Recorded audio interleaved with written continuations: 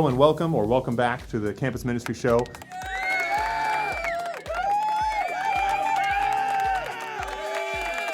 I'm Father Stephen Logue, chaplain of Lancaster Catholic and host of the show. And in this season of Advent, one of the main messages that the church wants to communicate to us is the message of hope. So what does that mean? What should I do with that? And how can I apply this idea of hope to my everyday life? There's a lot of temptation these days, and I think it really happens in every age, to look at the world and be tempted to feel hopeless, to say, things aren't going to go well, things are going to fall apart, this isn't going to work, that conflict's going to start or get worse, or all of that, or even just, what am I going to make of my life? What hope is there for that? And so what do I do? What does God want to share with me in this season of Advent in particular regarding the idea of hope? Now, I want to share a verse from the book of Hebrews, which is probably my favorite book in the Bible. And here's what it says about hope. God, wishing to give the heirs of his promise even clearer evidence that his purpose would not change, guaranteed it by oath, so that by two things that are unchangeable, in which he could not lie, we who have taken refuge in him might be strongly encouraged to seize the hope which is placed before us.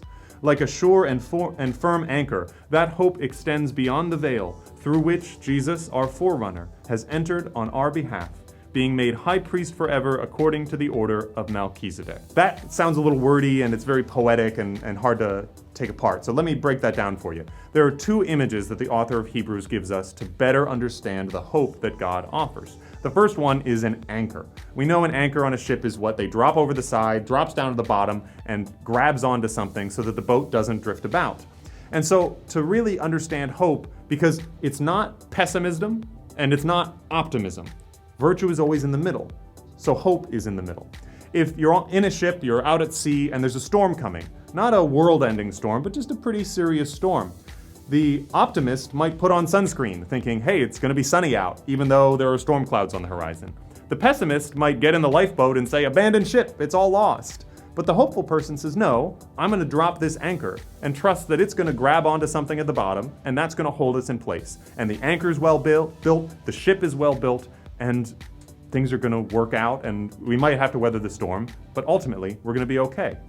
The other image it gives is more subtle, and it says that there's this rope tied around Christ, and that's referring to a practice that they would use in the temple. Now, in the Jewish temple, in their worship, the deepest part, the central part, was the Holy of Holies, and only the high priest could go in there, and only on certain occasions, and it was really rare and really special, and you weren't supposed to go in for any other reason than that. So, someone asked the question somewhere along the line, what do we do in the off chance that the high priest walks in there and drops dead?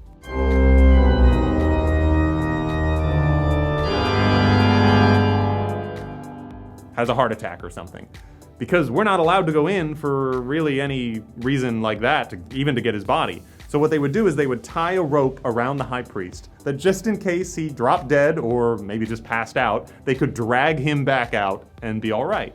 And there was this great sense of assurance, I imagine, for the people sending the high priest in to worship God, holding onto this rope that they knew, and they could feel the little movements, that he was still on the end of it. And that's Christ for us. When he ascended into heaven, he left this rope of hope for us to hang on to of our faith, that even though he's out of sight, we can recognize his movements, we know that we're holding on to something firm, that no matter what else happens in the world around us, what we're holding on to won't be moved, won't be shaken, won't be blown about by the storms or destroyed. And so that is the supernatural hope that recognizes things might not go the way we want them to go, that things might not always be sunny. But no matter what, I'm holding on to something that can withstand anything the world throws at it. And so whenever we feel tempted to kind of despair, to not have hope, we have to remember what Christ gave us in the form of our faith, in the form of this virtue of hope to hold on to when everything else seems like it's going to fail. So, with that in mind, happy Advent, Merry Christmas, and God bless.